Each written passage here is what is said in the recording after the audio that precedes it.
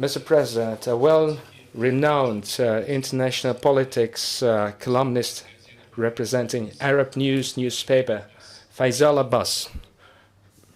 Faisal, you have the floor, please. أولاً نشكر لكم إتاحة هذه الفرصة. Your Excellency, Mr. President, thank you for this opportunity to have a conversation on various subjects that are extremely important on the international scene.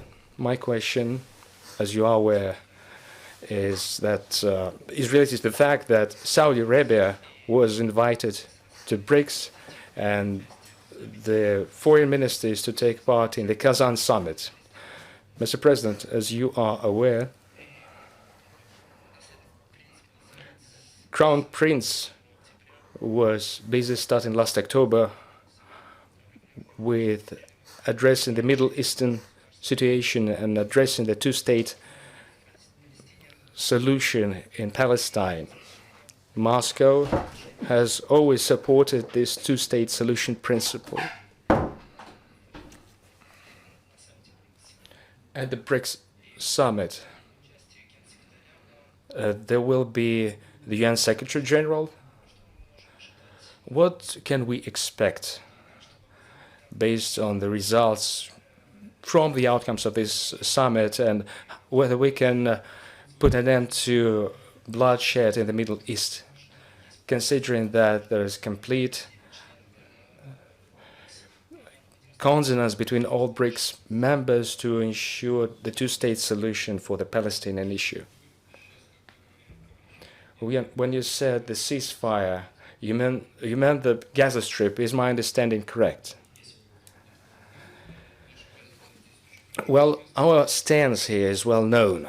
Hardly will I be able to add much.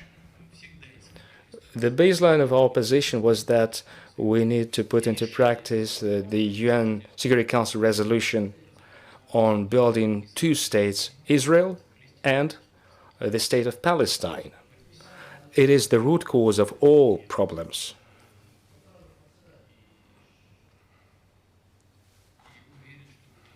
And I'm confident this will deserve our attention during the BRICS summit.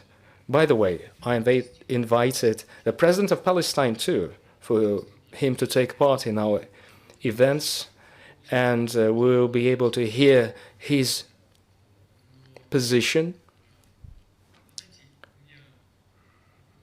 Well, I had a lot of talks on this subject, both with the leadership of Israel and Saudi Arabia, and with the leadership of Palestine.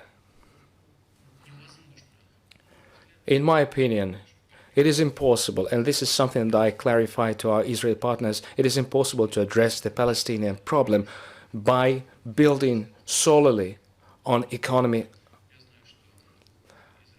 I mean, I know that the Israeli leadership, the current and the previous leadership, are of the opinion that it is just enough to satisfy some fundamental interests of the Palestinians living in these territories. And then the question will be over. In my opinion, in addition to just material concerns, there are aspects related to the spiritual domain, to history, to the aspirations of peoples living in certain territories. I think it is a much deeper idea and is more complex too. I think it deserves our efforts here.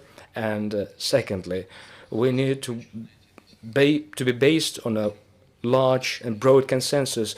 I do not intend to accuse the United States in every aspect here, but unfortunately, it was a wrong thing to do to disband the four. I mean, they are not to blame for everything, but the four countries was working, and as a format, it was working. They monopolized all the work, but eventually it failed. Unfortunately, maybe this quadrilateral format has to be restored. We need to discuss the restoration of the territories, the return of the people. The Palestinians will not leave. It is their territory. It is their land. Also, the more humanitarian problems we have, the more people there are who would be willing to uphold their interests. And the Israelis understand this too. And the position that I express now is something that many Israelis share as well. I have an opportunity to receive opinions in Israel. We're keeping in touch with Israel. We're keeping in touch with Palestine, naturally. Our stance is very much traditional, dating back to the Soviet Union era, which is, and I reiterate it, the main method to address the Palestinian issue is to create a full-fledged state of Palestine.